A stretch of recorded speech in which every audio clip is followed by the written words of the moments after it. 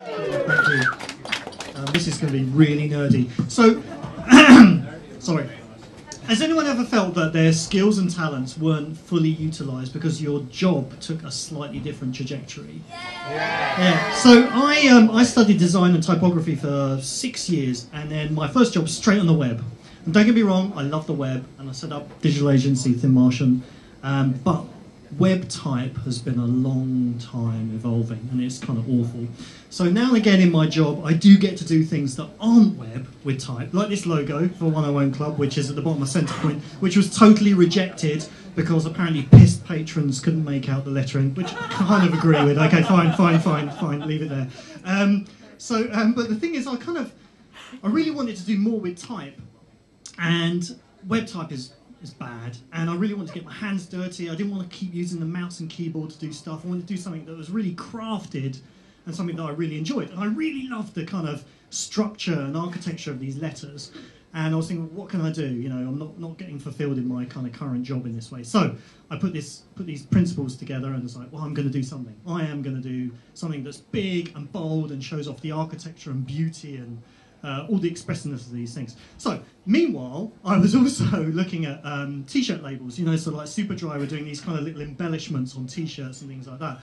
And I was kind of making some comparisons with Japanese woodblock prints things, even though Superdry are a UK company. And a friend of mine said, you should set up a blog. So I set up a Tumblr blog called Type Worship, and I started posting about things that I was really inspired by. So this is Ben Ein, who you've probably seen around in Shoreditch. He's prolific everywhere. Now moved to Hastings.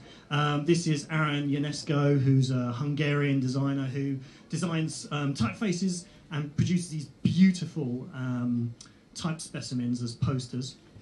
And I've also posted about Alan Kitching, who is a letterpress master, and the government has started buying his prints. So if you're looking for an investment, they are really cheap. So I definitely buy his stuff. And they're beautiful typographic maps of London. So I started kind of experimenting and learning how to spray, learning these graffiti techniques of spraying and masking, and I learned how to stretch a canvas and all sorts of kind of lark to try and get to a point where I could actually achieve that thing that I really want to do. And this is the result. This is the first experiment that I did. Notice the kind of clothing label kind of coming in, and just I really love this letter, this just one-off. This is by Eric Gill, 1928, and it's beautiful. And I also did the same thing with Suzanne Lichko's ligature that she did for Mrs. Eve's, Mrs. Eve's typeface. And again, kind of just composing it in the right way. And this is matte and gloss. I also was pretty happy. It was pretty good. And then, while I'm doing all this, Tumblr write to me and go, hey, we love your blog. Can we put it in our Spotlight section? Yeah, duh, yeah, great, thanks. And the traffic started to kind of really grow to the point where I had to switch off all my notifications. You know, you get emails when people follow you on Twitter and stuff, and I had to switch it all off. Anyway, so I started blogging about Dominique Faller, who's an Australian designer who was producing this thing. We were all part of the same thing. And she agreed to do an interview on the blog, and the post got like 20,000 kind of likes and reblogs. This is Paul Thurby, so he has this beautiful neo-retro style. He actually goes to second-hand shops and buys these books so he can get this kind of scuffed kind of feeling on it and like produce these beautiful things. And anyway, so this is the last thing I've done recently. This is Plucky number 5. So this is a sketch that I redrafted digitally. It's one of 25, and I started spraying these little kind of pieces here, and when you spray kind of hard under the mask, the spray glows, so you can see kind of a glowing effect on the 5.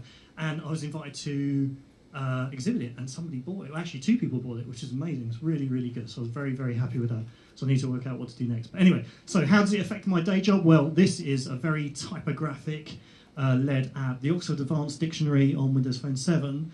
This is apparently the second bestseller to the Bible in print worldwide, because people learning English, and so it had to be really good. So anyway, learnings from this. Followers, look, 30,000. It's just nuts. How many type geeks are there out there? Who'd know? Anyway, so the things I've kind of learned from this kind of journey was Tumblr is a brilliant platform, brilliant community. You can really learn a lot through your research.